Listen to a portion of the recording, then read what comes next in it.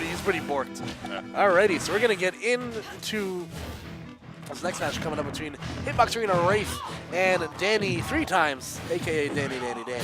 Yes, sir. Who I will be referring to for the rest of the set as Danny because the other two are quite redundant. Now, I feel like Wraith is going to have a pretty good time fighting against DannyDannyDanny, considering that he is, in fact, a bad player who lost the game to my Jigglypuff.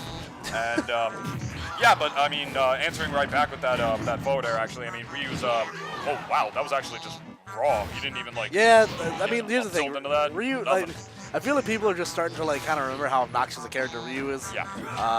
Like, if Jalil gets hit now, he's essentially dead. Basically, yeah. That was actually really interesting. I don't know if you saw the interaction with that up air. Not up air, with that up tilt from Bayonetta. Bayonetta's up tilt as that up B takes the stock, gets Bayo for his troubles.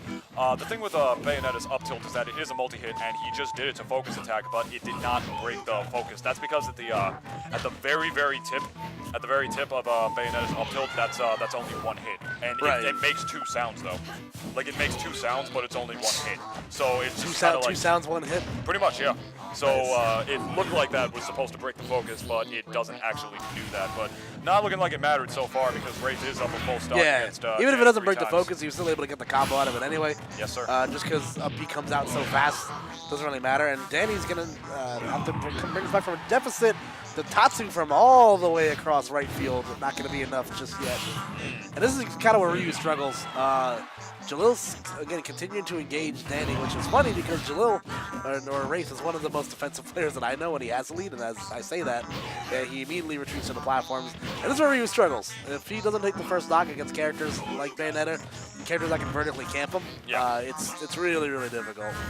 He's going to get his chance to fight him because, you know, with Town & City, he has the benefit of dynamic platforms, but... It's another one of Ryu's many similarities with Mac. You know, he has a lot of, like, aesthetic, like, similarities with Mac, like, oh, they're both fighters, and, like, they both super armor through everything, basically, but also they do kind of suffer from a little bit of the same things. I mean, like, if you have a stock lead against Ryu, like you said, especially if you're a character who has moves that inherently flee, like Bayonetta, you can, on a stage with platforms at least, you can just kind of play as that back air takes the stock, you can just kind of play the waiting game against Ryu, and, like, if you're able to force this guy to approach, might spell a little bit harder of a time for him, but Danny 3 times does take that stock, and we are now at virtually an even game. It may not be the most interesting thing in the world, man, but, you know... It's a competition. Yeah, it's for money, man. Yeah.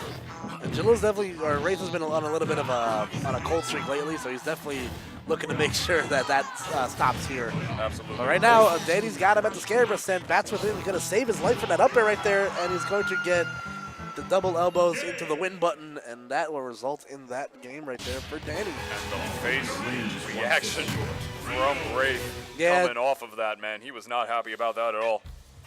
I mean, can you blame him? No. It's Ryu. Ryu's comeback potential is insane, which yeah. is funny because Ryu had to switch fighting game universes to be relevant in a meta other than his own. Because if I remember, like, for the most part, Ryu is, like, kind of like a mid-tier character in most Street Fighter games. I believe he's actually low tier in Street Fighter 4. I might be wrong about that. Because I know Evil Ryu is I know Evil Ryu is like the second best character in the game or something like that.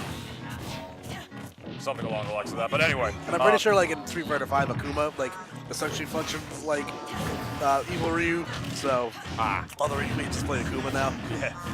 But Ray's going to go right back to work here. Yep. And that's why all the Peach mains switched to Bayo. We were talking about all these character switches. Yeah. That's why the Peach mains switched off. Yeah, because the Fire Nation attacked. But we're going to have some because this character's fun and easy. Or at least, not really easy, but definitely easier than Peach. I mean, Peach is, like, in my opinion, one of, if not the hardest characters to play as in this game.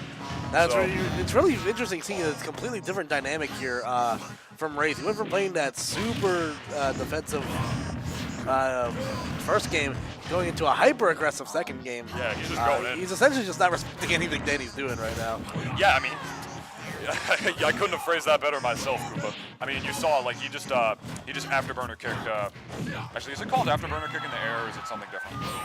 No, it's afterburner kick in the air. Oh, okay, it's still afterburner kick. So he just it's heel slide. It's heel slide on the ground. Yeah, thank you. Because he did that right on Ryu's focus, and like he didn't even really cross him up with it. He kind of landed in front of him, but like bounced off of him a bit because like that's what the kick does. So, yeah, he has definitely switched to a much more hyper-aggressive style. I mean, that down tilt probably wouldn't have happened otherwise. And he's just kind of, yeah, look at that. He's just really going in. I mean, right there was a situation where he could have just hanged back a little bit and started spamming back air, which is pretty much the size of Ryu because of how big Bayonetta's legs are. Pretty much. He's not doing that. He's really going in against this guy. Even like going, oh wow, never mind.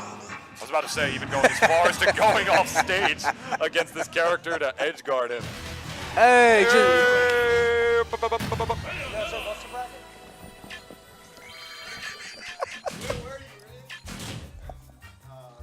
oh man.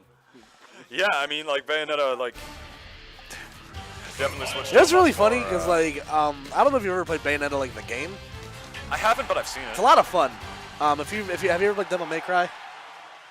It's a pretty much a bullet hell spam. It's a bullet hell game. I do know that. It's a lot of fun.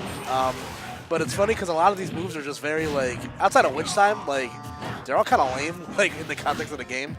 Like Witch is just kind of like pathetic, and so it's just one of those things where like I kind of find but in myself this laughing. game, it's amazing. Yeah. Yeah. It's because it's funny because we drew that parallel with Ryu, how like he had to come into Super Smash Bros. For like him to be like a proper fighting game character, whereas you can make the same argument for Bayonetta. But anyway, we're gonna have Game 3 take place on Smash Bros. So you were talking about how long those legs were before. That was a thick down air coming out from Wraith. And even Glentendo was popping off. I don't know if you saw that. He went nuts after that happened. Well, it's because there's the multi-hit of the up tilt coming out, going to get some big damage here. Yeah, like I said, this playstyle change from Wraith has definitely proved to be very effective. He's just kind of bum rushing Danny and expecting Danny to react faster to what he's doing, and he's just not. He's mixing it in as well. I don't think it's just like, I don't think it's even like necessarily just a change of play style. This is a change of momentum on the part of Wraith as well. Wow, okay. Was that a neutral air? I think. Whatever that was. Oh, I thought he was going to go for another counter. That should be game, and it is.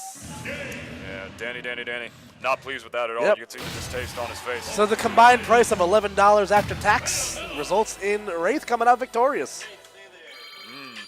Okay. It's good stuff there from Wraith. Yeah, it was really good stuff. I mean, like it was.